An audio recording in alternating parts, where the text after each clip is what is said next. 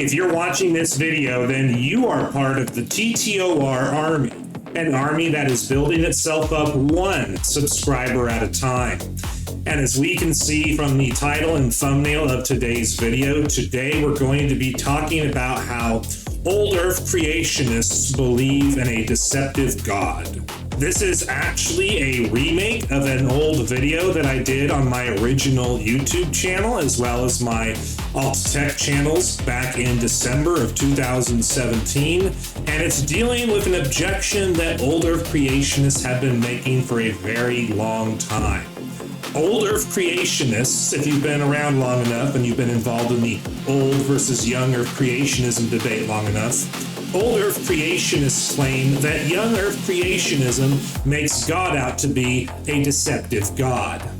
Their argument is that Young Earth Creationists teach that the Bible teaches that the universe and Earth are roughly 6,000 years old, but the consensus of the scientific and academic communities is that the Earth and universe both are billions of years old, and that the Earth and universe we see looks like it's billions of years old.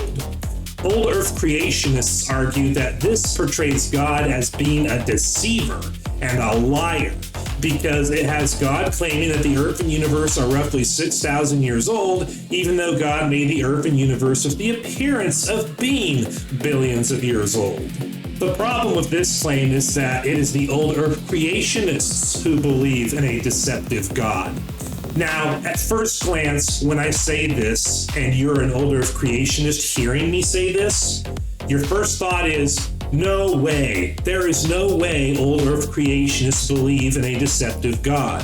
Well, if you just stick around with me to the end of this video, you will see that this is actually the case. If you are that Old Earth Creationist, and if you're an Old Earth Creationist apologist who agrees with that sentiment, I would like to ask you this.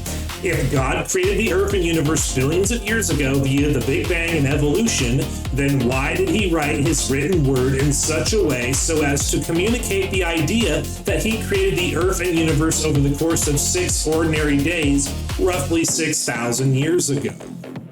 Now, Old Earth Creationists will respond by saying, well, when God wrote those scriptures, his primary audience was a bunch of goat-herding Jews who didn't know anything about billions of years, Big Bang, cosmology, evolution, etc. So he wrote the Bible in the way that it is written because he was accommodating to the intellectual abilities and the knowledge base of his audience.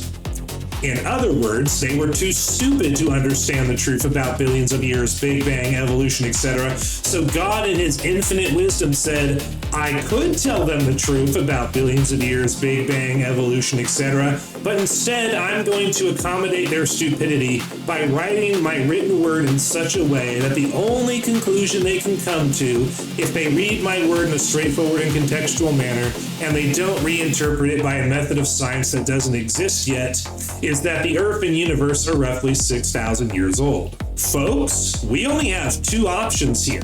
Either the God of Old Earth Creationism is the worst communicator of all time, or he is a deceptive God who deceives the original audience of the scriptures because he has a low view of their intellectual abilities.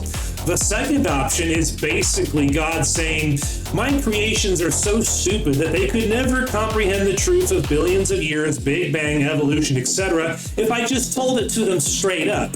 So I will write my written word in such a way so as to communicate that the Earth and universe are roughly 6,000 years old, and then I'll leave it up to modern science to come along in the future and help reinterpret the Bible for people. In short, the God of Old Earth Creationism is a deceptive liar who has a low view of the intellectual abilities of human beings. This explains why William Lane Craig lied about not interpreting the Bible in light of modern science, and he lied about early church fathers Augustine and Origen supporting his view on origins and Genesis in a previous video of mine titled William Lane Craig Lies About Bible Interpretation, Augustine and Origen. This is why Old Earth Creationist apologist Greg Nieman lied about Romans 1:20 in my previous video titled Greg Nieman falsely claims that Romans 1:20 supports deep time. This is why Old Earth Creationist inspiring philosophy lied about Adam and Eve not being the first human beings created by God, which I took down in my older video titled Inspiring Philosophy Falsely Teaches That Adam and Eve Were Not the First Humans Created by God.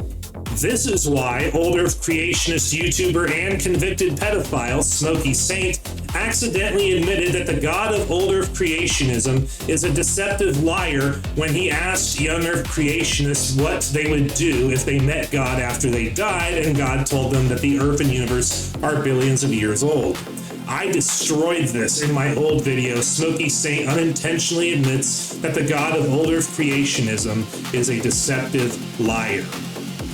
So I think we can see at this point that the God of Old Earth Creationism is a deceptive liar, and because he is a deceptive liar, Old Earth Creationists, apologists, and YouTubers have no problem lying to you all in order to advance the cause of Old Earth Creationism.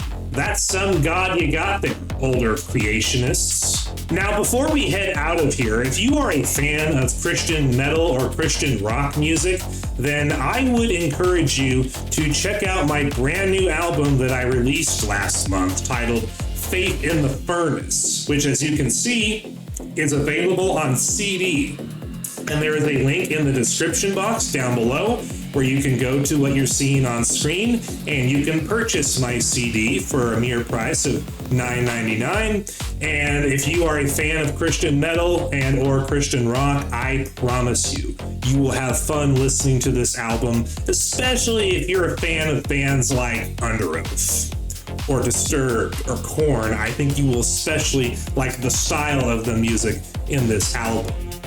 Link to this, of course, is in the description box below, and there is a page for my album on the official TTOR website, which you can find the link to my website in the description box below.